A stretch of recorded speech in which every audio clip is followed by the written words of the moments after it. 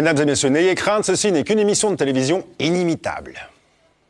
Yann Lambiel. Alors ce soir, je vais vous expliquer comment on fait une imitation, comme ça vous pouvez faire chez vous. Bourvil. Si vous le poussez un peu dans le nez, vous tombez sur Régis Laspalais. Bienvenue dans notre EMS. Mais c'est toi, Pascal? C'est toi, gros pif?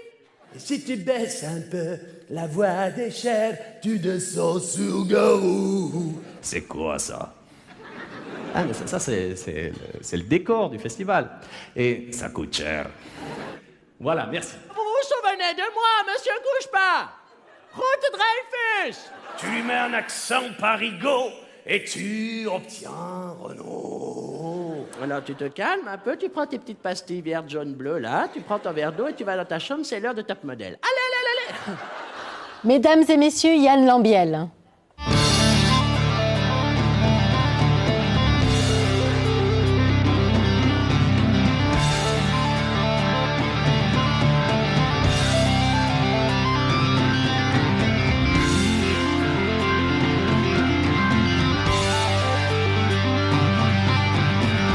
Yann, déjà que je vous ai appelé Stéphane sur ce plateau il y a quelques jours, je vais faire en sorte de ne pas faire patiner votre portrait. Alors que certains peinent toute leur vie à trouver leur voix, vous les collectionnez.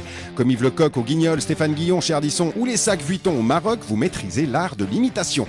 Avaler des people pour recracher leur personnalité une fois sur scène, c'est pas donné à tout le monde. Grâce à vous, on peut écouter Johnny Hallyday ou Daniel Brella sans avoir à se taper des fans en blouson à franges ou des cravates à chat. Et c'est peut-être votre premier métier d'installateur sanitaire qui vous a donné les tuyaux pour blottir toutes ces personnalités contre vos cordes vocales. De la batterie dans les groupes de bal à la médaille d'or de la chanson en 1994, vous alignez les expériences qui vous convaincront une bonne fois pour toutes que monter des spectacles dans des théâtres, c'est quand même plus cool que de monter des WC dans des appartements. Satire obligatoire, délit de Suisse, patinage satirique, vos one-man shows ne résistent pas au calembour et le public roman ne vous résiste pas. Depuis les années 2000, vous lampez le succès populaire grâce au grand bol de soupe d'humour radiophonique dominical et les voix de vos cibles préférées sont de plus en plus pénétrables. Aujourd'hui, vous vous levez, comme James Brown. Get Up, un spectacle 2.0 en 4 quarts de scène où vous enchaînez capsules vidéo sur un iPhone géant, vos cibles politiques préférées, du karaoké rock et de la chanson romande sous une tente de compétition. Définitivement, Yann, vous êtes toujours sur la bonne voie. Enfin, les bonnes voies. Bon, allez, vous nous rejoignez? Bonsoir Yann. Bonsoir. Ça va? Eh bien. Magnifique. Bonjour, jeune homme. Bienvenue. Oh. C'est la première fois qu'un invité te fait la bise. Oui, Faudra le noter. j'étais perturbée. Fais la bise aux dames, non? Voilà, enfin quelqu'un d'élégant. Mais alors? Ah, mais je suis démaquillée du coup. Mais non, je suis maquillée aussi, ça. On s'est un échange de fait poudre. un échange de maquillage. Alors évidemment, je vous ai appelé Stéphane une fois ici. Je pense que je suis pas le seul. Il y en a Ça beaucoup. va, je vous rassure tout de suite. Lors d'une interview sur une chaîne locale, la présentatrice m'a appelé 7 fois Stéphane en 8 minutes. Ah bah ça va. Mais elle n'a vraiment pas fait exprès. Et vous entendez bien avec lui? Oui, bien Ah, sûr. bon, Mais en fait, on vient du même village. Ok. Il habitait à 400 mètres de chez moi, mais vu qu'on a 10 ans de différence, on s'est jamais croisés à l'école. Mais j'ai travaillé avec son papa. Et on n'est pas du tout de la même famille, parce qu'il y a 3 familles de Lambiel à Saxon. Mais oui, je le connais bien. On a fait la revue Fait son cirque. On a fait tout un spectacle avec Cuchet Barbezard, Crozio. Mais et vous l'avez Stéphane. jamais imité, il me semble. Hein. Bien sûr. Si. Oui, bien sûr. Ah, En voilà, tant que ouais. patineur, moi j'aime C'est beaucoup. Ah oui, bien sûr. Et d'ailleurs, lors de ce spectacle, la revue Fait son cirque, il était avec nous sur scène et on faisait les 2 Lambiel. Il chantait. Non. Lambiel et Lambiel. chorégraphie. Prochain spectacle, voilà. Mais on a fait déjà. Ouais. Mais alors Yann, dans le portrait dressé par Fred, qu'est-ce qui vous touche le plus ou qu'est-ce que vous retenez qui a fait tilt chez vous tout d'un coup? Alors j'étais concentré sur la caméra à essayer de faire des Vous n'avez pas écouté? Je suis pas sûr que- Écoutez ce qu'il a dit. James Brown, ça vous parle? Ça m'a pris 2 heures à travailler ça. Moi, je pense que je vais vous laisser. Ah, je suis vexé. désolé. Hein. James Brown, James Brown. c'est- Non, moi je viens de Clo-Clo, hein, je viens pas de James Ah, Brown. vous n'êtes pas de la mouvance. James Brown, je l'ai connu bien après. Mais maintenant, je suis pas mal attiré par des gens comme Bruno Mars. Ok. Parce que il a tout ce que j'aime chez Michael Jackson et chez James Brown, mais sans tout ce que j'aime pas. Donc, L'esprit je trouve du show géant aussi que vous le faites show maintenant. géant, le côté danse, le côté sympa, le côté voix, j'aime bien ce bonhomme. Alors, vous êtes sous un chapiteau depuis un petit moment. Vous allez l'être encore jusqu'en février, je crois, Oui, c'est ça? tout à fait. Et vous êtes aussi sur les réseaux sociaux. Je suis allé fouiller un tout petit peu votre mur Facebook. Ouais, Droit dans le d'accord. mur. Ouh là.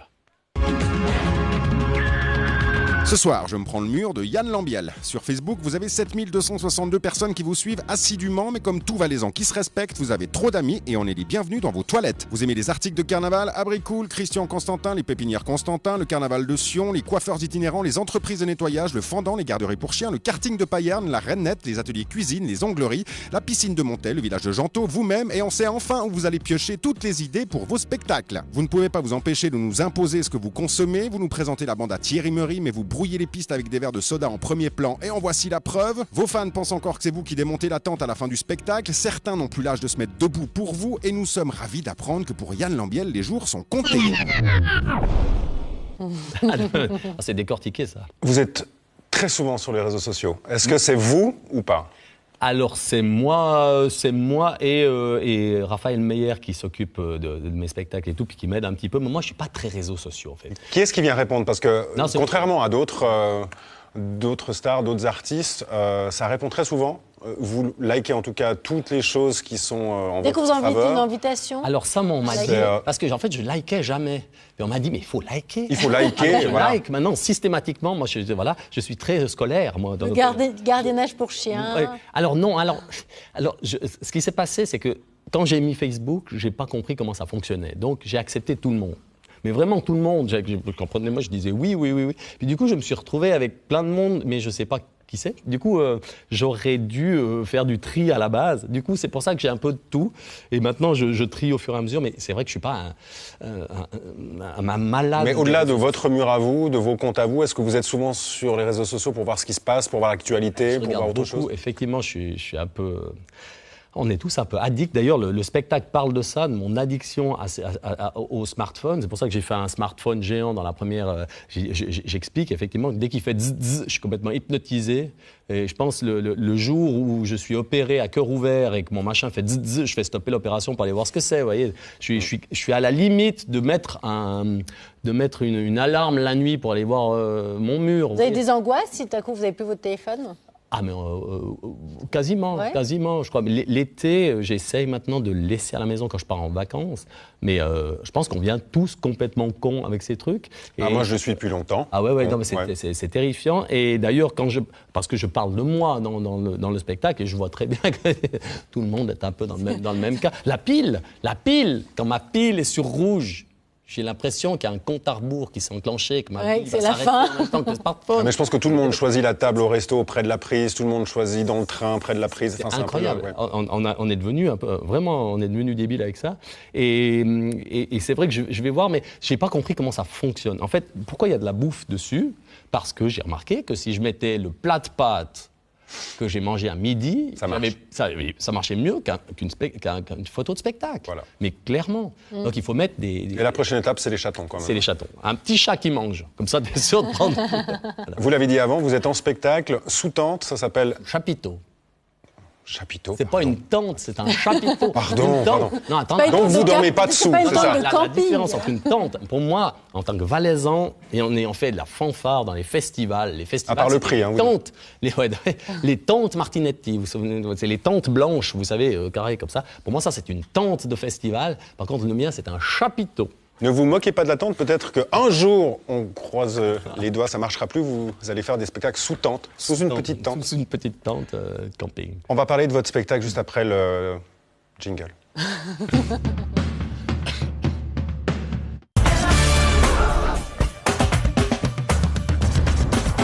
D'ici quelques minutes, Yann Lambiel va venir vous présenter son nouveau spectacle et sa prochaine tournée. Pour ce spectacle, nous avons donc un chapiteau. Un chapiteau qui sera monté et démonté entre novembre 2015 et février 2016. Admirez à présent la pointe du chapiteau qui élève celui-ci de façon magistrale vers les cieux immaculés.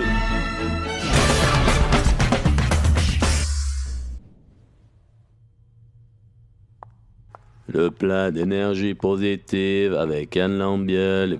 Alors ça, c'est pas le spectacle, c'est tout ce que vous avez fait avant pour le promouvoir, pour dire que ça va arriver. Et là, on est vraiment en 2015, 2.0, il faut faire des capsules, il faut faire des vidéos, il faut être réactif, il faut faire des formats courts. On est en plein dedans, c'est ça qu'il faut faire aujourd'hui. On ne peut pas passer à côté de ça, et c'est vrai que, de nouveau, avec Raphaël, qui a beaucoup d'idées, qui pense beaucoup aussi à tout ce qui est pub, tout ce qui est média, je veux dire. Qu'est-ce que tu fais pour te démarquer des autres? Pourquoi j'ai fait ce spectacle? C'est aussi pour se démarquer.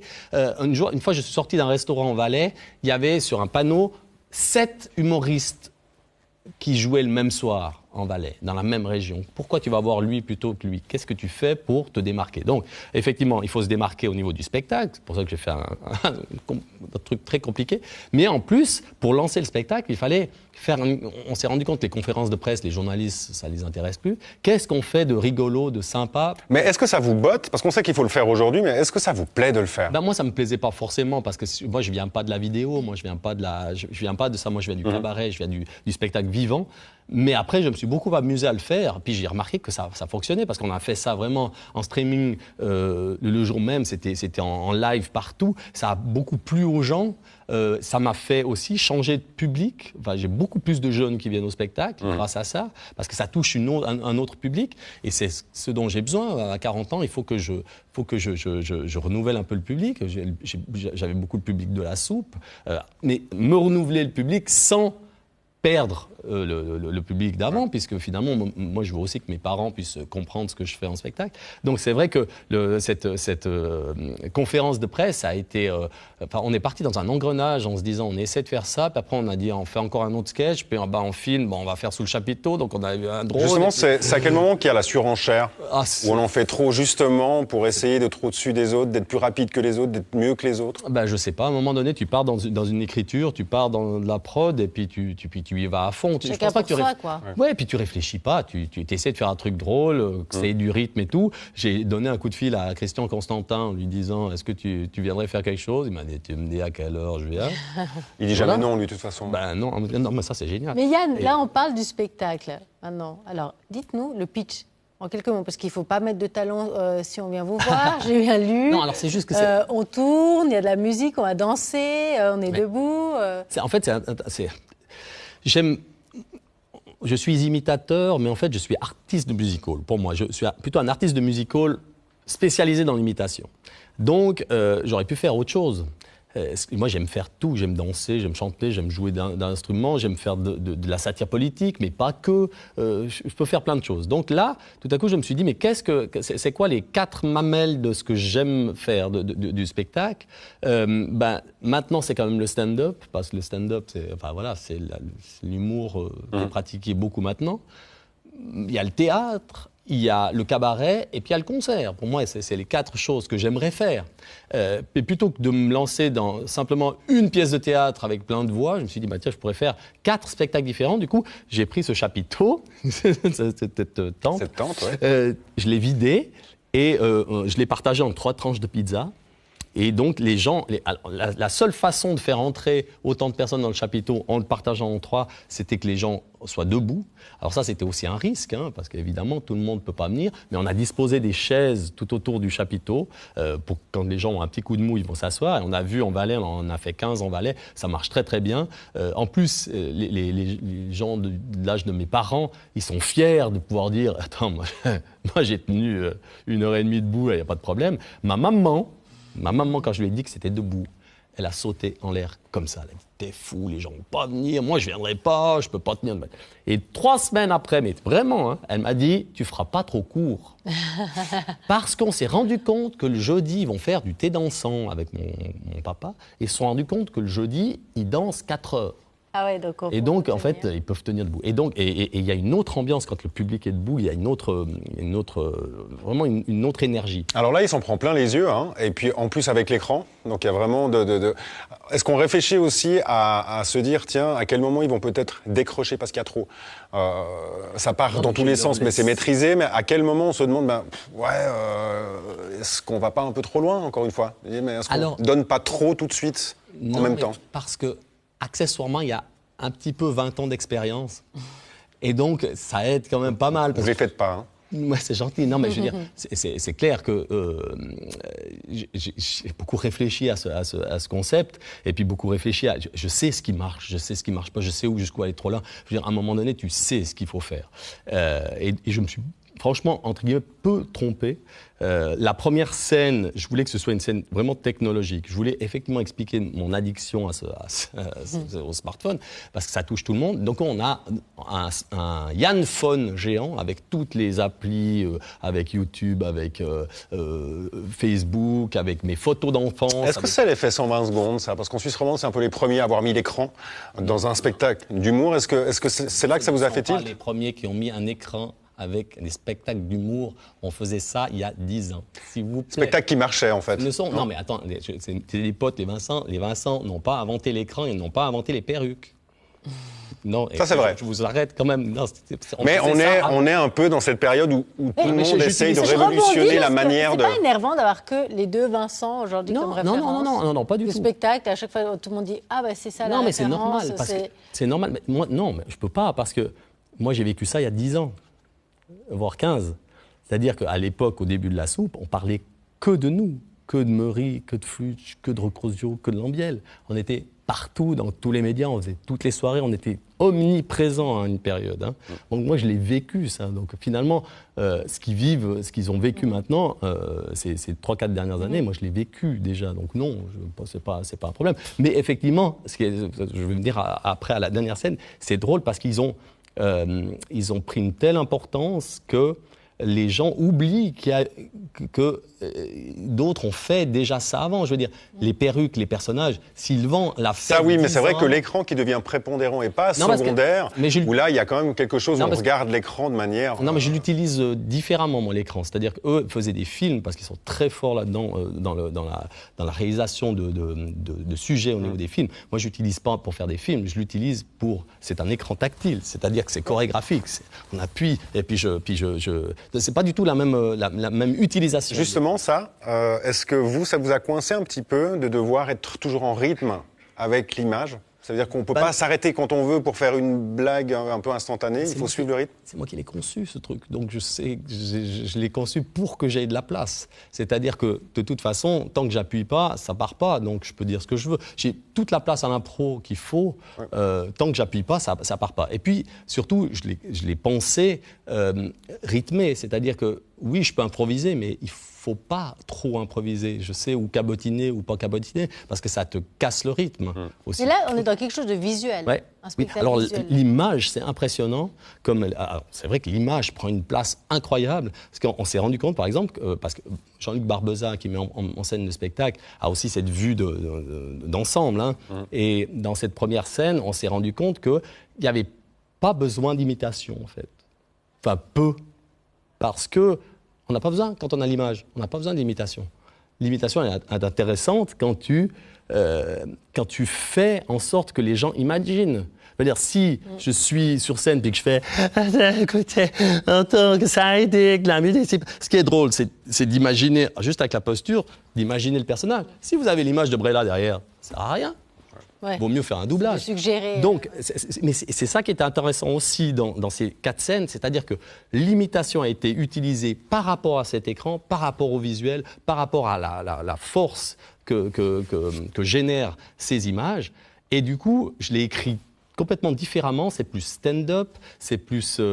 c'est une autre forme d'humour, vraiment. C'est ce que je voulais, c'était que les gens aient vraiment 4 spectacles différents. Et quand ils sortent de là, tout à coup, ils doivent se déplacer. Dans la deuxième scène, je suis sur une scène tournante, une petite scène de 1,60 m de haut et d'1,60 m de large, vraiment toute petite, avec juste un micro. Là, c'est côté un peu crooner. Et la scène tourne et j'ai mon public qui est à 360 degrés. Et là, par contre, je suis dans l'imitation, dans l'exercice de style, dans la chanson romande. Je fais par exemple Romanence, qui présente la chanson romande. Je suis dans du Bastian Becker. Je suis dans du... j'ai par exemple imaginé les voix... Quelles voix avaient les grandes personnalités de l'histoire? Par exemple, je sais pas moi, Guillaume Tell. Napoléon, par exemple, pour moi, je leur ai attribué des voix. Pour moi, Napoléon, il avait la voix, par exemple, à Waterloo, il avait la voix de Stan Wawrinka, vous voyez. Ah, j'ai perdu parce que j'ai pas gagné. Alors j'ai fait plein de choses comme ça. Il y a Éric Antoine qui a la voix de Jésus. Il y a, voilà. C'est plus chansonnier, c'est plus dépouillé. Là, il y a pas de. C'est juste la beauté du lieu qui prend toute la place. Les gens sont vraiment à 50 cm de moi. Donc on est vraiment dans complètement dans une autre atmosphère, Vous une autre touche, ambiance. il vous arrache la chemise par moment. J'attends. Mais... Alors aujourd'hui, vous faites des gigantesques spectacles à 360 degrés avec des écrans. Mais vous aviez un métier quand vous étiez jeune. Nous, on a un stagiaire qui cherche encore un tout petit peu sa voix. Là, on l'a envoyé essayer la restauration. Alors, je vais le goûter pour vous, voir s'il est bon. Il est pas mal. Vous buvez puis vous me donnez le verre? Oui, ça se fait beaucoup dans ce restaurant.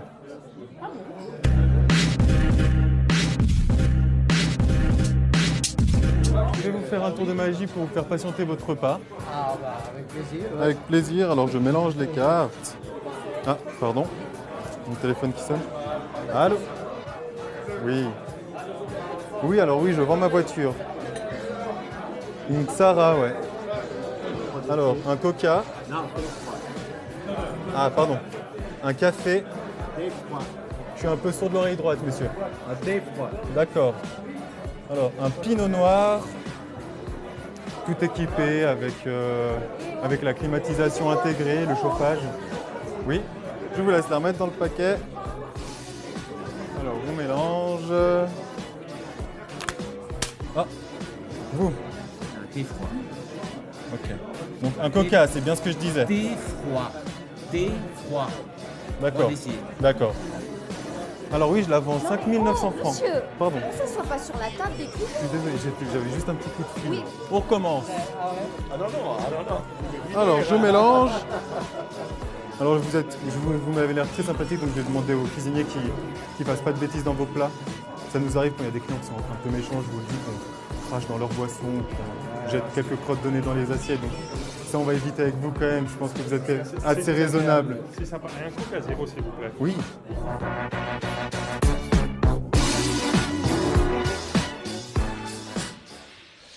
Je sais pas s'il va être Quelques pris. crottes de nez dans votre plat. Il a déjà fait pas mal de métiers depuis qu'on a cette émission. Il n'a pas encore trouvé ça. Il n'a pas trouvé sa voix. Ouais, non, mais Peut-être dans votre spectacle. il Yann. peut venir poursuiteur, il peut venir. Je suis pas sûr que je le voudrais vraiment à la console son ou aux lumières. C'est un truc dangereux, manifestement. Yann, je vous propose qu'on prenne contact avec la rédaction du matin dans un duplex live en direct comme BFM TV après le jingle.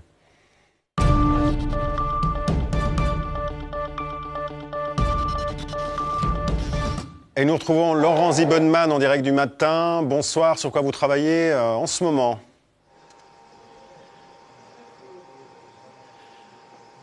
Bonsoir Fred, bonsoir Léla, bonsoir Yann. Autant vous le dire, je ne vous entends vraiment pas bien du tout ce soir. Je vais donc me lancer sans autre un petit peu à l'aveugle en vous parlant d'une nouvelle recette de pop chips.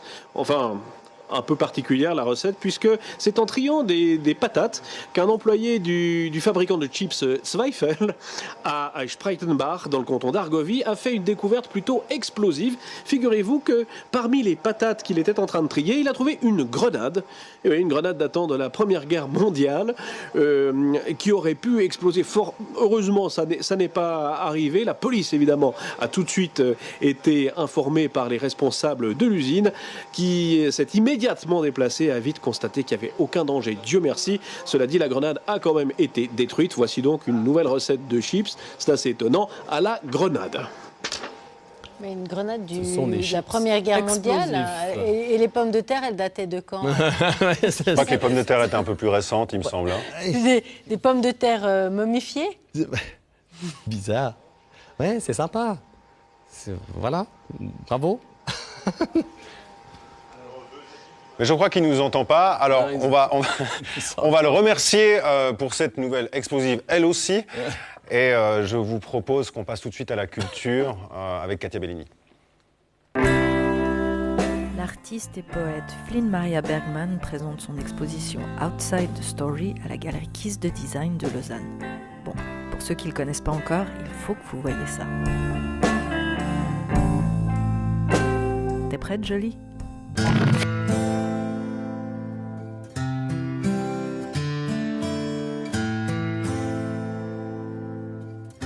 224 tableaux, 224 refrains, 224 pierres tombales, 224 masques au cadre blanc.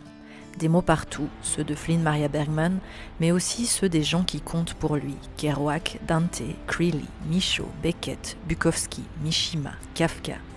Derrière cette obsession à épuiser le langage, il y a la fascination du vide, de la profondeur de la surface. Outside the story, une histoire où nous pourrions tous être quelqu'un d'autre. Je pense qu'il y a... Je suis quand même un gars assez obsessionnel, je ne vais pas dire limite autiste. En fait, d'une certaine manière, c'est me dissimuler moi-même pour donner la voix, pas à toutes justement les différentes facettes que je peux porter à l'intérieur, mais c'est vraiment essayer d'embrasser le monde et puis que... C'est mes tableaux, mais disons c'est mes tableaux avec les gens que j'aime, les écrivains que j'aime, les livres que j'aime. Voilà, que c'est comme chez moi, à la maison, une sorte de bibliothèque plus visuelle, la manière dont on a essayé d'agencer aussi dans la galerie. Il y a une certaine accessibilité, il y a une envie de partage, il y a une envie de pas se la péter, quoi, d'être là, ok, bah c'est un tableau, mais c'est comme un bouquin, c'est comme un disque, c'est comme un truc qu'on a envie de prendre, ramener à la maison.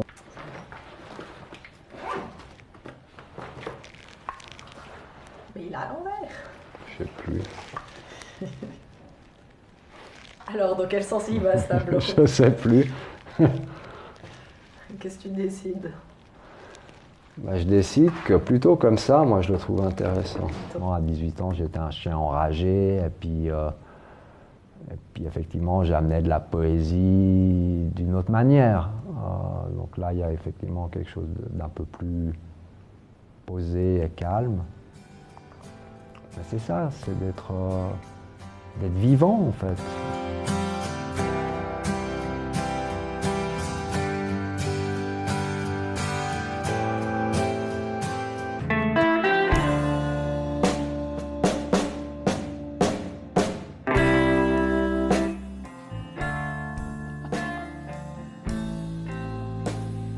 Yann, alors on revient à votre spectacle, vous êtes en pleine tournée. Parce que j'ai 2 scènes encore à présenter. Ah voilà, encore 2 scènes, et puis surtout les dates, et où est-ce qu'on peut vous trouver? Ah oui, bah alors là, je commence demain soir à Fribourg jusqu'à jeudi prochain, et puis après du 15 au 31 décembre à Morges. Et après c'est Genève. Après c'est Vevey, du 5 au 10, et puis après c'est Genève, Neuchâtel, Delémont. Voilà. Et toujours remonter et démonter la tente. Exactement. Donc là, ils sont en train de monter tout le matériel. Enfin, en gros, il faut s'attendre à venir danser, chanter, vous dénuder, enlever vos habits. La folie. Ouais, alors, surtout, le final c'est un immense medley. Vous n'allez pas raconter le final, si? Si, je fais un solo de batterie, et puis après, il y a tout un medley de chansons qui sont basées sur le fait de faire danser les gens, de faire chanter les gens. Et j'ai l'impression d'être Patrick Bruel, parce que j'ai presque plus besoin de chanter, tellement les gens hurlent. Et puis voilà, c'est vraiment, on s'amuse beaucoup. La fin, c'est un concert. Vous parlez beaucoup de chansons, ça tombe bien, parce que l'invité qu'on a eu hier soir, le chanteur du groupe Cadet Bostani, a une question pour vous, et c'est un peu lié à ça, on l'écoute. Yann, c'est quoi ton coup de cœur musical du moment? Oh, mon coup de cœur musical du moment, c'était Bruno Mars, vraiment. Moi, je suis très Aerosmith, je suis très Bon Jovi et compagnie, parce que c'était des vieux groupes. Mais là, vous êtes valaisant, quoi, ça marche bien. Ouais, c'est un peu ça. Ah, moi, j'adorais Aerosmith quand j'étais jeune, et je trouvais très beau Steven Tyler. Ah ouais. Non, mais maintenant, il a bien mal vieilli. Là, il fait peur. Moi, je l'ai vu en vidéo récemment. Il était beau quand il était jeune. Je suis en train d'apprendre Dream On au piano, parce que je me suis mis au piano un petit peu, donc j'apprends un petit peu. Et non, alors, coup de cœur, ouais, quand même Bruno Mars. Je me suis bien inspiré aussi. D'ailleurs, il est dans le medley final, où on finit par Uptown Funk, et où je danse la même chose. J'aime bien. Rapidement, très rapidement, est-ce que vous en avez marre qu'on vous demande à chaque fois où vous soyez de faire une voix? Non, parce que c'est un peu mon métier, donc j'ai pas de problème avec ça. Vous voulez que je vous fasse qui? Ouais, mais il y a les cuisiniers qui aiment pas trop cuisiner à la maison, il y a les gynécologues qui aiment peut-être Moi, j'aimerais que vous qui fassiez aiment pas ramener Fred du travail à la Vallée, s'il vous maison. plaît. Fred, ah ouais, non, De quoi, elle a dit quoi? Je dis, j'aimerais que vous fassiez Fred Vallée, s'il vous plaît. je peux prendre la Allez, moi je suis vexé, je vous laisse. Bonne soirée. Bon, Yann, hormis le fait qu'il nous ait quittés comme ça, vous avez 30 secondes, face caméra, celle-là, pour délivrer votre message. Vous dites ce que vous voulez, je vous laisse. Oui, c'est gentil. Et à bientôt. À tout Au bientôt, revoir, merci. Yann. Bonjour. Alors, écoutez, je vais simplement vous dire que je vous donne rendez-vous à Morges du 15 au 31 décembre, à Vevey en début janvier, à Neuchâtel, à Genève. J'ai énormément de plaisir à faire ce spectacle et si vous voulez vous amuser et oublier la morosité du monde actuel, venez parce que mon travail, c'est de vous faire passer un bon moment et surtout d'oublier tout ça pendant 1h30. Voilà.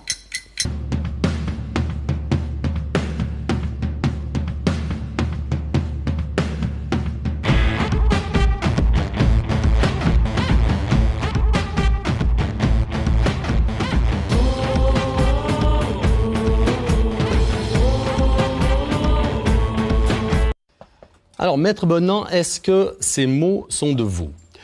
Cornebitouille. Pour l'orateur, la vérité n'a aucune importance. A seule importance la vérité qu'il fait naître, à savoir que la vérité n'est pas, et qu'elle ne naît que de sa représentation et de sa volonté. En conséquence de quoi, si la vérité n'est pas, je ne considère pas que ma quête ait cette vérité pour but.